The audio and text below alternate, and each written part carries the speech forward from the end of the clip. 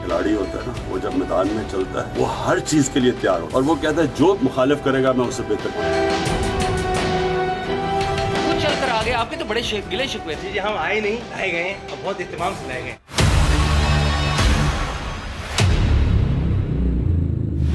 तरीके से बात करो, अपने हाथ में रहे, मैं आपको सस्पेंड करता हूं, वार्निंग कर देता हूं आपको। हाथ में रहे, ये तरीका ही मेरे साथ बात करना है।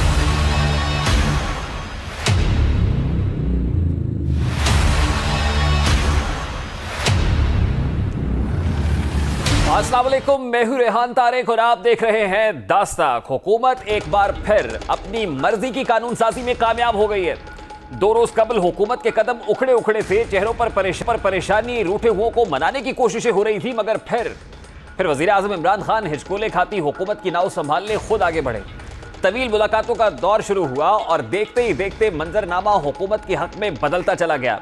आज पार्लियामान के मुश्तरका इजलास में एक बार फिर ऑपोजिशन के नारों, तल्ख जुमलों के तबादलों और हस्बे साफ दस्त दराजी के नाखुशगवार वाकयात के बीच हुकूमत ने अहम कानून साजी मुकम्मल कर ली है। इजलास में कुल 27 बिल मंजूरी के लिए पेश किए गए, जिनमें इलेक्शन एक्ट में तरमीम के अलावा कुलभूषण यादव और आलमी अदालत इंसाफ से मुतालिक बिल, एंटी रेप बिल 2021 और state bank of Pakistan banking services corporation तरमीमी बिल भी शामिल है। हुकूमत की जानिब से उजलत में बस कराने पर कई सवालात उठ रहे हैं। सबसे अहम सवाल कि हुकूमत उजलत में फैसले कर रही है, इसकी वजह क्या है? इस कानून साजी का हुकूमत को फायदा क्या होगा? इसका जवाब आज साबिक सदर आसिफ अली जरदारी ने भी दिया है। आसिफ अली जरदारी इस मामले पर क्या कहते हैं, जरा उसकी एक झलक सबसे पहले आपको दिखाते हैं। जितना ये जोर लगा रहे हैं, इस बीज को लगा रहे हैं, उसका फल कोई और खाएगा, ये नहीं खाएगा। इजलास के आगाज में बिल पर बहस का ऐलान किया गया, मगर जब बिल पर गिनती का मरहला आया तो गिनती का अमल भी मुतनाज़े हो गया। एवान मिचली मंडी का मंजर पेश करता गया, मगर स्पीकर कौमी असम्बली खामोश तमाशाई बने, ये सारा तमाशा देखते रहे। ऑपोजिशन का दावा है कि हुकूमत के पास सिर्फ 210 अफराद थे, लेकिन वोट 221 कैसे निकले? ऑपोजिशन इस गिनती पर सवाल उठा रही है। अगर हुकूमत की गिनती दुरुस्त थी तो फिर दोबारा गिनती क्यों नहीं कराई गई? वजीर आजम के हुक्म के बावजूद दोबारा गिनती से स्पीकर को किसने मना किया? क्या धांधली रोकने के लिए, कानून साजी के लिए फिर धांधली की गई है? हुकूमत ने बिल मंजूरी के लिए गिनती की बजाय वॉइस वोटिंग यानी वर्बल वोटिंग क्यों कराई है? बिलों की मंजूरी से कबल 2 अहम स्टेक होल्डर से मुशावरत क्यों नहीं की गई? सवाल तो यह भी है कि हुकूमत के 16 मेंबरान कहां गायब हो गए? तो ऑपोजिशन के मेंबरान के हवाले से सवाल इस पर क्या बहस हो रही है? जरा एक मंजरनामा आपके सामने रखते हैं कि कायदे इस इख्तलाफ ने क्या सवालात उठाए हैं और वफाकी वज़ीर इत्तलात क्या जवाब दे रहे हैं, आपको दिखाते हैं। चाहिए होती है 222 की, उनके पास 212 भी नहीं। वोट काउंट को डिस्टॉर्ट किया गया और हमने आइन और कानून के हवाले भी दिए, लेकिन स्पीकर ने एक बात हमारी नहीं मानी। पोजीशन अगर अभी भी 223 लोग ला सकती है, खाने का बिल ये कैनी साहब खड़े हैं, इनसे रिक्वेस्ट कर लेंगे, दे देंगे, ले आए आपके साथ खाना खिलाएं। अब हुकूमत ने बिल इतनी उजलत में मंजूर कराए हैं कि इस सिलसिले में 2 अहम stakeholders, election commission of Pakistan और ऑपोजिशन जमातों को भी एतमाद में नहीं लिया गया। कानून साजी के लिए कमेटी तश्कील दी, मगर इसकी रिपोर्ट का इंतजार करने की बजाय बिल मुश्तरका सेशन में टेबल कर दिए गए। इसी तरह इलेक्शन कमीशन के तहफ़्फ़ुज़ात को भी दूर नहीं किया गया। हालांकि ईसीपी ने खत लिखकर हुकूमत की 72 तजावीज़ में से 45 पर एतराज़ात लगाए थे। हुकूमत की जानिब से मुशावरत न करने पर ऑपोजिशन ने शदीद एतराज़ किया था, जबकि स्पीकर के किरदार पर भी सवालात उठाए गए थे। सिस्टम वो तो खराब हो गया था 2018 में, जिसके नतीजे में ये धांधली ज़दा हुकूमत मार्ज़े वजूद में आई। अब ये रोड ट्रांसपोर्ट सिस्टम को छोड़कर अब ये इविल विशेष मशीन पर तकिया किए बैठे हैं। इनकी नीयत में फतूर है, ये काले कवानीन पास करवाना चाहते हैं जिसकी इजाजत ना आप देंगे ना ये ऐवान देगा, वगरना फिर इनका गिरबान होगा और 22 करोड़ अवाम का हाथ होगा। जनाब स्पीकर, ऐसा हो जाए कि अवाम के पास ना जाना पड़े और ये ईवीएम जो है वो इनका मकसद पूरा कर दे। इलेक्टोरल रिफॉर्म्स के नाम पर जो धांधली करना चाहते हैं, इनकी हुकूमत आने के बाद 3 अल्फाज के मानी बदल गए। बर्बादी का नाम तब्दीली हो गया, इंतकाम का नाम एहतसाब हो गया, धांधली का नाम ईवीएम मशीन हो गया। आपका ये जो कानून है, जो पाकिस्तान की आईन के खिलाफ वर्जी कर रहा है, इसको हम चैलेंज भी करेंगे और अदालत में डिफीट भी करेंगे। कोई काला कानून मुसल्लत नहीं करना चाहते, हम माजी की कालत को धोना चाहते हैं। आज ये ईवीएम मशीन कोई ईवल विशेष मशीन नहीं है। ये मशीन इंशाअल्लाह उन ईवल डिजाइन्स को जो मुसल्लत किए जाते रहे उनको दफन करने के लिए लाई जा रही है। इस शोर शराबे, इस शिकवा बराए शिकवा के अंदर हुकूमत की जानिब से इलेक्शन एक्ट में तरमीम का बिल मंजूर किया गया है। बिल की मंजूरी के बाद अब समंदर पार पाकिस्तानी इंटरनेट के जरिए वोट कर सकेंगे। इंतखाबात EVM के जरिए से होंगे। इलेक्ट्रॉनिक वोटिंग मशीन इस्तेमाल होगी। इंतखाबी फहरिस्तों की तैयारी इलेक्शन कमीशन नहीं बल्कि नादरा करेगा। इसी तरह कौमी और सूबाई असम्बलियों के उम्मीदवारों के लिए नामजदगी फीस में भी इजाफा कर दिया गया है। अब हुकूमत कानून साजी पर बज़ाहिर शाही दे रही है, खुश है, मगर ऑपोजिशन भी हुकूमत को टफ टाइम देने के लिए सर जोड़े बैठी है। इजलास का बायकॉट करने के बाद ऑपोजिशन के तेवर भी अब बदले बदले दिखाई दे रहे हैं। ऑपोजिशन के मुताबिक इस मामले को अदालत में चैलेंज किया जाएगा। नेशनल असेंबली आज PTI का हवारी बना हुआ था। जिस तरह नैब न्याजी गठजोड़ है, आज स्पीकर अपना काम दिखाया और आज एक स्याह दिन है इस पार्लियामान की तारीख का। EVMs पे कुलभूषण यादव के NRO के लिए स्टेट बैंक को IMF की गुलामी फॉलो करते हुए जो भी हुकूमत की कोशिश था, हमारा नुक्ते नज़र से हमारा मौक़िफ़ ये है, रूल्स ये कहता है कि वो आज कानून नहीं बने हैं। इस पोजीशन को इंशाअल्लाह ताला हर फोरम पे लेके जाएंगे। हुकूमत ने अपना नंबर्स पूरी नहीं किया। अब इसी मामले पर बात करेंगे। सबसे पहले पाकिस्तान पीपल्स पार्टी के सीनियर रहनुमा और आईनी और कानूनी माहिर बैरिस्टर चौधरी एतजाज एहसन साहब ने हमें ज्वाइन किया है। अस्सलाम वालेकुम चौधरी साहब, बहुत बहुत शुक्रिया आपके वक्त के लिए। चौधरी साहब, सबसे पहले तो ऑपोजिशन का एक बुनियादी शिकवा है गिनती के अमल के ऊपर कि जिस तरह से गिनती की गई है ये अमल दुरुस्त नहीं था, ये अनकॉन्स्टिट्यूशनल है। ये कहिएगा कि जब पार्लियामेंट की ज्वाइंट सेटिंग होती है, मुश्तरका इजलास होता है, तो उसमें रूल्स ऑफ प्रोसीजर क्या कहते हैं? क्या सादा अक्सरियत की जरूरत होती है जिस तरह से ऑपोजिशन कह रही है, या फिर हुकूमत का मौक़िफ़ दुरुस्त है? देखें, जो आइन के तहत रूल्स बने हैं और गिनती का तरीका तो उसके मुताबिक ही होना चाहिए। उसके खिलाफ हुआ, बरखिलाफ हुआ तो वो मुतनाज़ा हो जाएगा और ये जाएगा मामला अदालतों में और सुप्रीम कोर्ट अल्टीमेटली फैसला करेगी कि क्या वो ये गुंजाइश थी किसी सूरत में, किसी हालत में कि उसका तरीका रूल्स का मतलब खत्म किया जाए या उससे डिपार्चर हो। पार्लियामान को होता है ये इख्तियार के वो रूल्स को सस्पेंड कर दे, पर मेरे ख्याल में आज कोई सस्पेंशन ऑफ रूल्स नहीं की गई। तो अगर उन रूल्स के मुनाफी हुआ वो तरीका कार, वो प्रोसीजर वोटिंग का, तो उसमें अदालत मदाखलत कर सकेगी। अगर ये बिल्कुल वाज़े हुआ, नजर आया कि ये खिलाफ वर्जी है ज़ाब्ते की। इस तरह बैरिस्टर फरूक नसीम साहब ने निशानदेही की, जो वजीर कानून है, कि आर्टिकल 72 ऑफ द कॉन्स्टिट्यूशन ये कहता है कि जहां पर कॉन्स्टिट्यूशनल अमेंडमेंट दरकार नहीं होती वहां पर सादा अक्सरियत नहीं चाहिए, बल्कि आप अददी अक्सरियत के साथ बिल को मंजूर करा सकते हैं। तो इस केस में तो यही दिखाई देता है। लेकिन ऑपोजिशन का पॉइंट ऑफ व्यू ये था कि आपके नंबर 222 होने चाहिए, यानी ये फिगर अगर होगा, आपका नंबर काउंट अगर हुकूमती और इत्तेहादियों का मिलाकर ये होगा तो फिर कानून साजी हो सकती है। अदरवाइज जो आपने अददी अक्सरियत के साथ कराई है कि जितने लोग मौजूद हैं अगर वो ज्यादा हैं ऑपोजिशन से, तो फिर ये कानून बन जाए, तो ये गलत है। तो आर्टिकल 72 तो फिर ठीक कह रहा है और फिर ऑपोजिशन गलत कह रही है। इसमें अगर तो ऑपोजिशन, मैंने ये इस बहस में ये नहीं सुनी बहस, अभी मैं आपका फोन ही आया तो टेलीविजन की जानिब मुतवज्जे हुआ हूँ।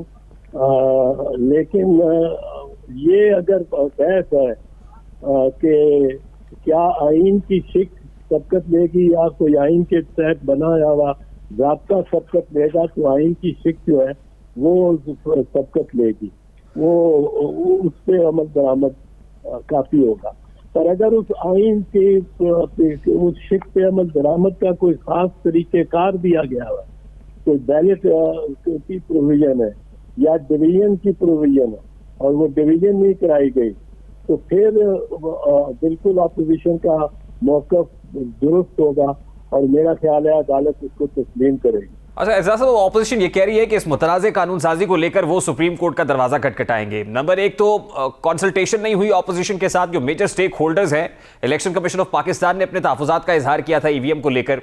ऑपोजिशन बार बार ये कह रही थी कि उन्हें कुछ तहफ़्फ़ुज़ात हैं, इवन हुकूमत के अपने इत्तेहादी कह रहे थे जो बाद में मैनेज कर लिए गए। दूसरा ये जो अददी अक्सरियत वाला मामला है, क्या ये ग्राउंड्स काफ़ी हैं सुप्रीम कोर्ट जाने के लिए, और आपको लगता है सुप्रीम कोर्ट से कोई रिलीफ मिल सकेगा? अददी अक्सरियत वाला पॉइंट अगर लेके जाती है अपोजिशन सुप्रीम कोर्ट को, तो सुप्रीम कोर्ट उसको जरूर देखेगी, एहतियात से देखेगी। क्या नतीजा है, किस पे आती है, वो ये मैं नहीं कह सकता। अगर वो कहती है कि 72 आर्टिकल 72(4) का तकाजा तो simple majority of those present and voting है, तो फिर भी उसके बाद रूल 10 जो सुप्रीम कोर्ट जो जॉइंट हाउसेज के रूल्स हैं और जो ज़ाब्ते हैं कौमी असम्बली के जो इसको अप्लाई करते हैं जॉइंट हाउसेज की मीटिंग पे, उसमें अगर वो प्रोसीजर नहीं फॉलो किया गया तब भी अदालत मुदाखलत कर सकती है। और अदालत अब अदालतें हमारी तरफ से बहुत ज़्यादा आज़ाद है और उनके कोई प्रेडिक्ट करना, पेश गोई करना कि ये फैसला करेंगी, मैं तो बहुत अच्छे से छोड़ चुका हूँ फ्रैंकली ये प्रेडिक्ट करना। देखिए एतजाज साहब, now news out from the centre है इसके तरमीमी बिल मंजूर हो गए हैं। अब इंतखाबी इस्लाहाती तरमीम के बाद जो है वो इलेक्शन कमीशन ऑफ पाकिस्तान पर ये बाइंडिंग होगा कि वो ईवीएम के जरिए से अगले इंतखाबात कराएं, और फिर खासतौर पर समंदर पार पाकिस्तानियों से मुताल्लिक। तो क्या ये एग्जीक्यूट करना अब इलेक्शन कमीशन ऑफ पाकिस्तान का काम है और ये हो सकेगा? आपको क्या दिखाई देता है? बात ये है कि इलेक्शन कमीशन का काम इलेक्शन कराना है as per the law, fair and free election under the law. तो वो तो पाबंद होगी कानून की। अगर ईवीएम आ गया है, अगर ये मान लिया जाए कि ईवीएम इलेक्ट्रॉनिक वोटिंग मशीन को सही कार्रवाई के जरिए और अददी एतबार से मुनासिब वोटों के जरिए हुकूमत ने पास करा लिया है और वो दुरुस्त है, तो उसके बाद इलेक्शन कमीशन को अपना ज़ाब्ता ला सकती है, ना इसको कलअदम करार दे सकती है। देखिए इलेक्शन कमीशन ऑफ पाकिस्तान ने 26 नकाती तहफ़्फ़ुज़ात हुकूमत के सामने रखे थे कि वो प्रिपेयर्ड नहीं है और इसके अंदर ये नकाइस मौजूद हैं। आपके नज़र में इस्तेहकाक है इलेक्शन कमीशन ऑफ पाकिस्तान का कि वो भी कोई कानूनी चाराजोई कर सके? नहीं, चाराजोई उसके कोई इस्तेहकाक नहीं है। वो फरीक क्यों बनेगी, किस तरह फरीक बन सकती है? उसने तो जो कानून है उसके मुताबिक इलेक्शन कराने हैं, उसकी और इससे ज्यादा कोई इख्तियार नहीं है कि वो कानून को कलअदम करार दे या चल पड़े किसी कानून को एक जमात ने बनाया हो और अक्सरियत से फर्ज करो, अक्सरियत और आइन के मुताबिक बनाया गया है। बिल्कुल ठीक है एतजाज साहब, आपकी सियासी बसीरत में क्या ये तासुर दुरुस्त है कि इस ईवीएम मशीन के जरिए से या फिर समंदर पार पाकिस्तानियों को वोट का जो आई वोटिंग है उससे किसी एक फरीक को फायदा होगा और किसी एक को नुकसान पहुंचेगा? क्या ये तासुर दुरुस्त है सर? मेरे ख्याल में मुस्लिम लीग नवाज को तो नुकसान पहुंचेगा, क्योंकि उनके बहुत सारे वोट वो हवाई वोट्स हैं और अंगूठे भी 10-10 लगा आता है एक आदमी और वो कागज पे लगते हैं। वो अब इलेक्शन पिटीशन में नादरा से अगर वेरीफाई होने हो तो वो 10,000 वेरीफाई कराएंगे, 30,000 कराने पड़ेंगे। वो जाली वोट और डबल ठप्पा जो है उसका बहुत एडवांटेज है मुस्लिम लीग नवाज को, खासकर पंजाब में, और उनका ठप्पा ब्रिगेड है, बाकायदा ब्रिगेड है। इस पर तो पाकिस्तान मुस्लिम लीग नून ही सबसे ज्यादा तहफ़्फ़ुज़ात का इजहार भी कर रही है कि ये धांधली होगी और वो इसको नहीं कराना चाहते हैं। एजाज साहब ये देखिए, आज हुकूमत तो कामयाब हुई है, तो फिर वो जो सेम पेज की बातें हो रही थी कि वो सफ़ा उखड़ गया है, पेज सेम नहीं है, तो ये सब फिर हवा में मुअल्लक हो गया, ये सब अफवाहें थी, पेज तो अभी भी बरकरार है। भाई साहब, मैं तो वन पेज थ्योरी में कोई इतना बिलीव ही नहीं करता हूँ। कोई वन पेज पे इदारों को नहीं होना चाहिए। हर इदारे का अपना पेज है आइन के तहत, उसको अपने पेज पे चलना चाहिए।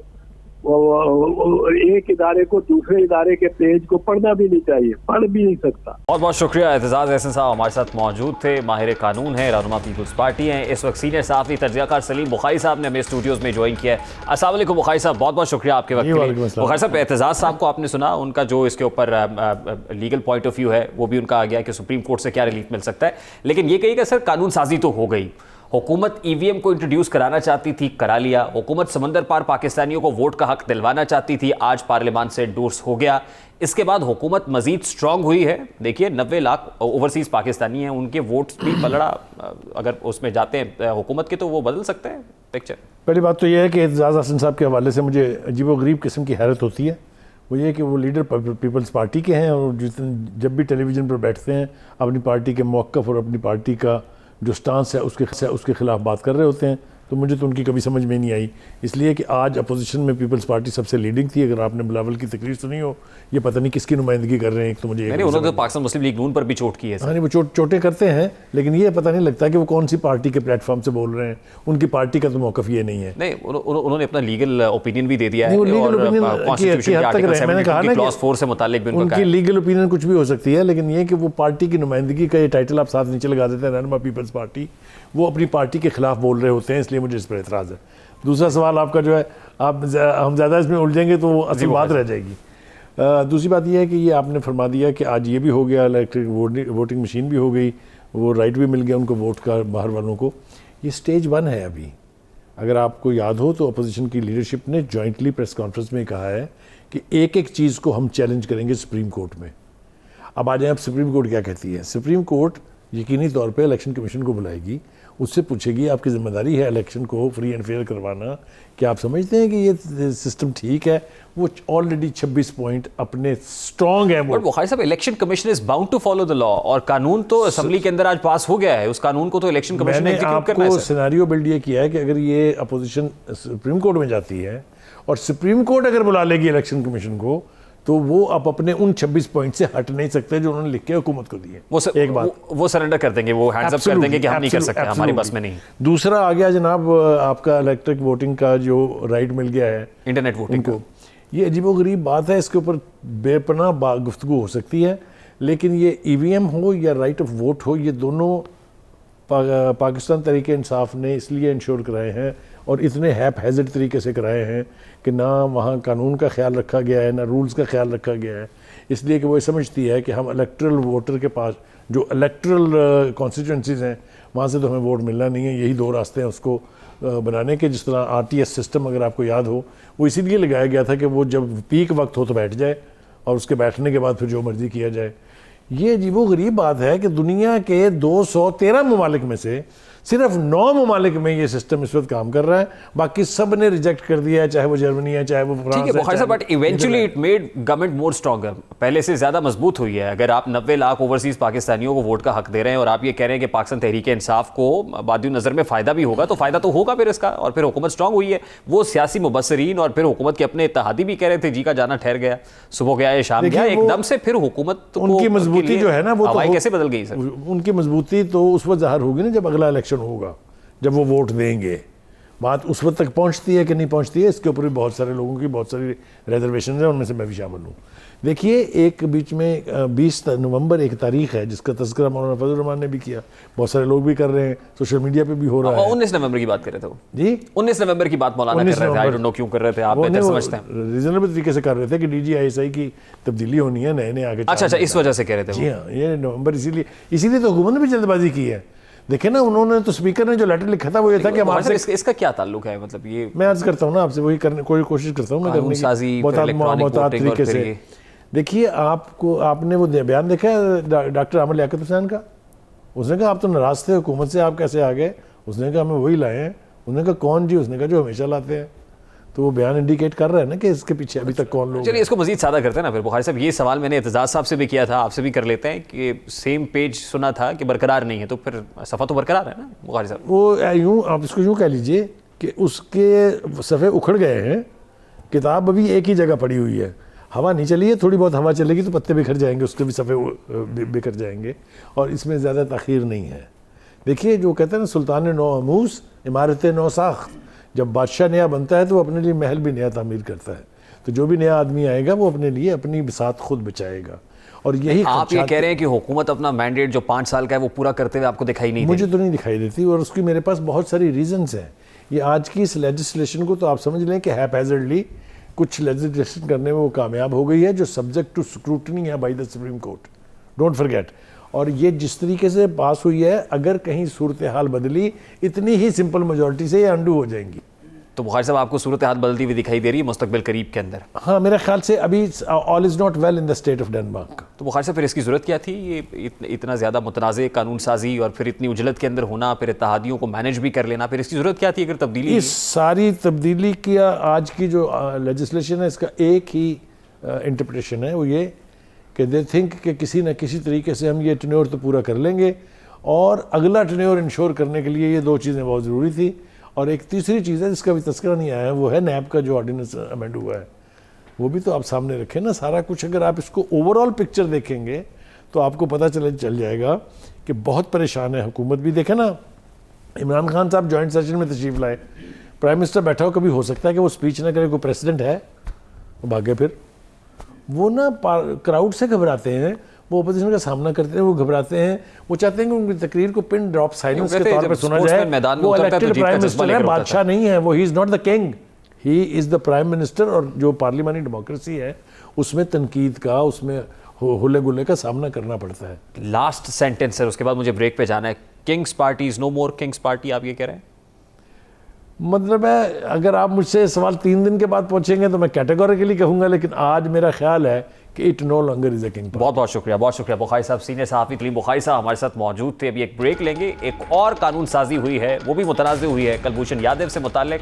कुलभूषण यादव को NRO दे दिया गया जिस तरह अपोजिशन कह रही। बात करेंगे इस ब्रेक के बाद, हमारे साथ रहिएगा।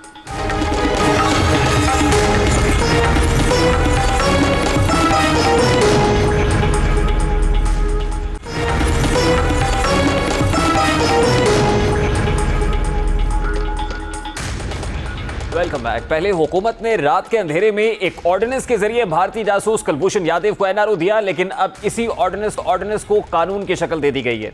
वही कुलभूषण यादव जिसकी लगाई गई आग से बलूचिस्तान आज भी जल रहा है, जिसकी नफरत के कारोबार से कराची की गलियां खून में नहलाई गई। वही भारतीय जासूस जिसने शहर लाहौर के बाजारों और पार्क्स में बम धमाके करने का दावा किया था। वही कुलभूषण जिसे सिक्योरिटी फोर्सेस ने महीनों की मेहनत और कुर्बानियों के बाद गिरफ्तार किया था। कुलभूषण यादव को फौजी अदालत से सजाए मौत सुनाई गई, मगर हुकूमत इस सजा पर अमल दरामद की बजाय कुलभूषण को बचाने के लिए तगोदो में मसरूफ रही। इस बिल को कौमी असम्बली से बजट सेशन में 11 दीगर बिल्स के हमरा पेश किया गया, जहां से बगैर बहस के बिल मंजूर करवा लिया, मगर सेनेट ने इसे मुस्तरद किया। अगर इसका हिस्टोरिकल पर्सपेक्टिव जरा देख, आज हुकूमत ने इस ऑर्डिनेंस को मुकम्मल कानून की हैसियत देने के लिए बिल पार्लियामान के मुश्तरका इजलास से मंजूर करा लिया है। International court of justice review and reconsideration ordinance 2021 के तहत 60 रोज में एक दरखास्त के जरिए इस्लामाबाद हाई कोर्ट में नजरसानी और दोबारा गौर की अपील दायर की जा सकती है। यह अपील कुलभूषण खुद, उनका कानूनी नुमाइंदा या इंडियन हाई कमीशन दायर कर सकते हैं। इसी बिल के खिलाफ आज चेयरमैन पीपल्स पार्टी बिलावल भुट्टो जरदारी ने भी इस हुकूमत का बदनीयती पे मबनी एक कोशिश कुछ सालों से चल रहा है कि वो कुलभूषण यादव को NRO दिलवाए। उन्होंने पहले किसी को बताया बगैर ऑर्डिनेंस निकाल के एक भारत की जासूस को फायदा पहुंचाने की कोशिश किया। आज आप पाकिस्तान की पार्लियामान की तौहीन कर रहे हो, आप पाकिस्तान की पार्लियामान को इस्तेमाल कर रहे हो कि उस भारत की जासूस को हम NRO दिलवा दे। रात की तारीकी में ऑर्डिनेंस स्मार्टली कौमी असम्बली से मंजूरी और फिर सेनेट से मुस्तरद होने के बाद बिल को ज्वाइंट सेशन में पेश करना इंतहाई अहमियत का हामिल है। क्या हुकूमत वाकई कुलभूषण को NRO दे रही है? कुलभूषण को अपील के हक का दीगर केसेस पर क्या असर होगा? इसी पर बात करेंगे। इस वक्त senior defence analyst major general retired Ejaz Hussain Awan साहब हमारे साथ मौजूद हैं। अस्सलाम वालेकुम जज साहब, बहुत बहुत शुक्रिया आपके वक्त के लिए। जज साहब, सबसे पहले तो ये कहिएगा, कुलभूषण यादव से मुताल्लिक जो कानून साजी हुई है, अब क्या वाकई ये तासुर दुरुस्त है कि कुलभूषण को जो भारतीय जासूस है, मुल्क दुश्मन है, NRO दिया जा रहा है? मैं नहीं समझता कि ये किसी किस्म का NRO है। ये एक पॉजिटिव डेवलपमेंट है फ्रॉम 2 एस्पेक्ट्स। एक, हमारी इंटरनेशनल स्टैंडिंग, क्योंकि उस वक्त पाकिस्तान ने हामी भरी थी इंटरनेशनल कोर्ट ऑफ जस्टिस में जाने की जो ऑप्शनल थी, इनकार भी किया जा सकता था। होता यह है कि पहले पाकिस्तान में नवाज शरीफ साहब की हुकूमत में एक दफा पाकिस्तानियों के लिए एक बिल पास हुआ था कि जिनको FGCM किया जाएगा, field general court martial army में पाकिस्तानियों को उनको सजा देने से पहले उनको एक हक पहुंचेगा कि वो हाई कोर्ट में फैसले के खिलाफ अपील कर लें। अब इसको कुलभूषण यादव के केस में एक एडिशनल अपील का राइट उसको दिया गया है, जिसमें पहले वो जो पुराना प्रोसेस था उसमें आर्मी चीफ को जब भी कोई ऐसी सजा होती है तो वो रैंक की अपील करता है, अगर उधर से टर्न डाउन हो जाती थी तो वो उसकी अपील नहीं होती थी। लेकिन अभी उसको एक एडिशनल हाई कोर्ट की अपील का हक दिया गया है, उसके बाद वो सुप्रीम कोर्ट में अपील करेगा। जी जैसा एक और नुकता भी है कि ICJ का ये डिसीजन हमारे लिए कोई बाइंडिंग तो नहीं था कि हम इसको जरूरी तौर पर इसको फॉलो करें, फुलफिल करें, तो उसके बाद ही इस मामले को आगे बढ़ाया जा सकता है। मैं समझता हूँ एक मॉरल बाइंडिंग होती है, एक लीगल बाइंडिंग होती है। जैसे पहले मैंने कहा कि जब ICJ में जाने का फैसला हुकूमत वक्त ने उस वक्त कर लिया था, तो उस वक्त हमें इख्तियार था कि हम इंटरनेशनल कोर्ट ऑफ जस्टिस में ना जाते और अपने मुल्क की कवानीन के मुताबिक इसको सजा सुना देते और जो मुल्क के अंदर कानून है उसके मुताबिक जहां जहां अपील का हक है वो देते। लेकिन जब पाकिस्तान ने इंटरनेशनल कोर्ट ऑफ जस्टिस में जाने का फैसला कर लिया और इंटरनेशनल अदालत के सामने पेश हो गए, तो फिर उनके फैसले को नेगेट करके अब इनकार करना कि हम आपका फैसला नहीं मानते, ये इंटरनेशनल रिलेशंस में और पाकिस्तान की रेपुटेशन के लिए दुरुस्त फैसला नहीं होगा। लेकिन इसमें न तो इसको रिहा किया जा रहा है और न इसकी कोई नरमी की जाएगी। अपना वो दिफा करे, करना चाहता है तो करे, लेकिन इसमें एक एडिशनल पहलू जो बाद में चीजें शामिल हुई या हो सकती हैं, जो मजीद तहकीकात की गई थी। अभी तक इसको सजा हुई है स्पाइंग में, जासूसी में, लेकिन जो इसने सैबोटाज करवाया और जितने लोगों की जाने गई, वो फौजदारी के मुकदमात जब चलाए जाएं तो फिर उसमें मजीद सजा इसको हो सकती है और हो सकता है कि कुल सजाएं जाके 60-70 साल की हो जाएं। तो उस तरीके से मुझे नहीं लगता कि ये अपनी जिंदगी में वापस जा सके। या जय साहब, और यकीनन फौजी अदालतों ने जो उस वक्त सजाए मौत का फैसला किया होगा वो भी एस्टैब्लिश ग्राउंड्स के ऊपर किया होगा, यानी we do have enough grounds के जिनकी बुनियाद पर जो है वो इसका एक्विटल नहीं हो पाएगा, हम उम्मीद करते हैं। लेकिन अभी जिस अंदाज में हमने कानूनी मुकदमा, कानूनी जंग लड़ी ICJ के अंदर और उसके बाद रिव्यू का फैसला हुआ वहां से, और अब हाई कोर्ट्स के अंदर इस बिल के बाद जो है उनकी अपील हो सकेगी, आपको लग रहा है कि हम कानूनी तौर पर इतने स्ट्रांगली इसको जो है वो कंटेस्ट कर पाएंगे कि यकीनी बनाया जाए कि वो सजाएं बरकरार रहे जो कुलभूषण यादव को हुई हैं फौजी अदालतों से? उसका देखिए ना, 4-5 चीजें तो हैं जिनको इंटरनेशनल कोर्ट ऑफ जस्टिस में भी इंडिया डिनाई नहीं कर सका। पहली बात यह है कि इंडियन नेशनल है। दूसरी बात है कि farmer naval officer now serving in raw है। उसके बाद इसको फेक आइडेंटिटी पे इंटरनेशनल ट्रैवल करवाया गया, इसको जाली पासपोर्ट और जाली शनाख्त देकर भेजा गया, और फिर अगर वो जाली शनाख्त पे पाकिस्तान में पाया गया और पकड़ा गया है तो उसकी नेशनलिटी और ये जो हुकूमत वक्त ने उसको जाली नाम से पासपोर्ट जारी किया, इससे मेलाफाइडी तो क्लियर है। फिर उसकी जो कन्फेशन स्टेटमेंट है जिसमें उसने तमाम बातों का एतराफ किया है कि मैं क्या क्या करवाता जा रहा हूँ, वो टीवी पे डिस्प्ले भी कई चीजें हो चुकी हैं, कुछ उसने इंटरोगेशन के दौरान रिवील की हैं। तो ये सारी शवाहिद इतने मजबूत हैं कि जब भी कोई गैर मुल्की और रॉ का एजेंट पाकिस्तान के अंदर फेक आइडेंटिटी के साथ, जाली पासपोर्ट के साथ जो हुकूमत हिंदुस्तान ने उसको इशू किया है, ये खुद बजाते खुद इतना बड़ा जुर्म है जिससे मेलाफाइडी क्लियर हो जाती है कि एक आदमी अपनी असल शनाख्त छुपा कर क्यों मौजूद है पाकिस्तान। तो इसके बच निकलने के चांसेस नहीं है। बहुत शुक्रिया जनरल साहब आपके वक्त के लिए। Major general retired Ejaz Hussain Awan साहब हमारे साथ मौजूद थे। जहां कुलभूषण यादव से मुतालिक अहम कानून साजी हुई है, वहीं स्टेट बैंक की खुद मुख्तारी से मुतालिक कानून साजी भी हुई है। इसके हमारे इकोनॉमी पर क्या इंप्लीकेशंस होंगे, बात करेंगे इस ब्रेक के बाद। हमारे साथ रहिए।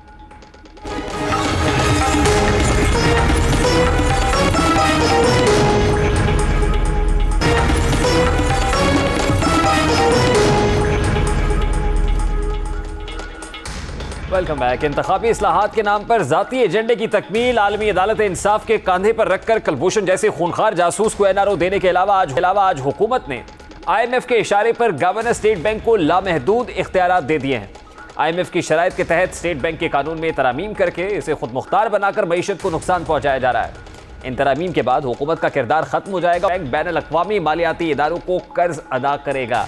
State bank of Pakistan banking services corporation तरमीमी बिल के मुताबिक गवर्नर स्टेट बैंक को सिर्फ कोई अदालत संगीन मिसकॉन्डक्ट की सूरत में हटा सकेगी। स्टेट बैंक के governor, deputy governors, board of directors के खिलाफ कोई हुकूमती इदारा सरकारी जिम्मेदारियों के सिलसिले में किसी किस्म की तहकीकात सिर्फ तभी कर सकेगा जब स्टेट बैंक का बोर्ड खुद इसकी मंजूरी देगा। यानी स्टेट बैंक के गवर्नर के खिलाफ या उनकी कैबिनेट के खिलाफ कार्रवाई करनी है तो वो उसकी मंजूरी भी स्टेट बैंक से लेनी होगी। इसी तरह से गवर्नर पाकिस्तान के किसी भी इदारे को जवाबदेह नहीं हो सकेगा। स्टेट बैंक का गवर्नर कानून के तहत monetary and fiscal coordination board को जो है वो उसको ख़त्म कर दिया गया है। अब सिर्फ स्टेट बैंक के गवर्नर और वजीर ख़जाना के दरमियान मुशावरत होगी। यानी अब हुकूमत के पास स्टेट बैंक पर असरअंदाज होने के तरीके महदूद हो गए हैं। अपोजिशन का इल्ज़ाम है कि खुद मुख्तारी के नाम पर मुल्की मईशत के साथ खिलवाड़ किया जा रहा है। कानून में तरमीम के मुताबिक जब स्टेट बैंक के पास मौजूदा ज़खायर में कमी होगी तो हुकूमत को इसे हर सूरत में पैसे अदा करने पड़ेंगे। यानी जो रिजर्व्स हम स्टेट बैंक के पास रखवाते हैं इससे मुतालिक अगर डिप्लीट होते हैं तो फिर हुकूमत को देने पड़ेंगे, जिसके लिए इसे गैर मुल्की कर्जा हासिल करना पड़ेगा। यानी कर्ज को अदा करने के लिए मजीद नया कर्ज लेना पड़ेगा। हुकूमत ने स्टेट बैंक को खुद मुख्तार बनाने के नाम पर नुकसान पहुंचाया है। ये एक तासुर मौजूद है कि स्टेट बैंक की ऑटोनॉमी के नाम पर अब स्टेट बैंक के हाथ मजबूत करके IMF के साथ को मजीद मजबूत कर दिया गया है, जो उसकी कंडीशन थी, जिसके सिवियर इंप्लीकेशंस होंगे हमारी इकोनॉमी के ऊपर। बार कैफ क्या होने जा रहा है, सूरत हाल कुछ अच्छी नहीं है। अभी एक ब्रेक लेंगे, ब्रेक के बाद जब वापस आएंगे मरियम नवाज आज इस्लामाबाद हाई कोर्ट में पेश हुई हैं। समात में क्या रिमार्क्स दिए गए हैं जज साहब की तरफ से, बताएंगे इस ब्रेक के बाद। हमारे साथ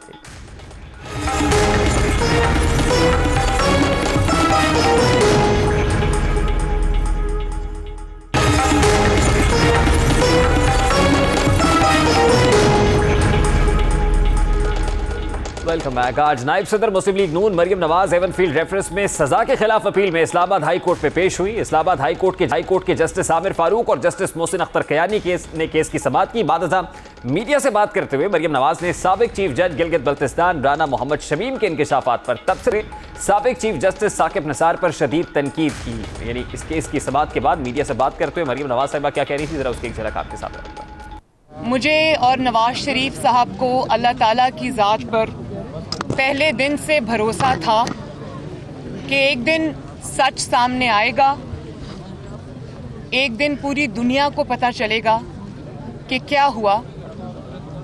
आज नवाज शरीफ साहब के हक में, उनकी बेगुनाही में आज तीसरी बड़ी गवाही अदलिया के अंदर से सामने आई है। तो जिस मुल्क में जो मुनसिफ हैं वो ही उन्हीं को इंसाफ ना मिले तो आपकी और मेरी इंसाफ की फराहमी तो बहुत दूर का ख्याल है। दफ़ा का वज़ीर आज़म था, उसने अपने पूरे ख़ानदान समेत, अपनी बेटी समेत हमें अदालतों के चक्कर लगाते हुए आइन और कानून से मावरा किस तरह हो गए। सच को सामने आने देंगे, सच को तौहीन का नाम नहीं देंगे।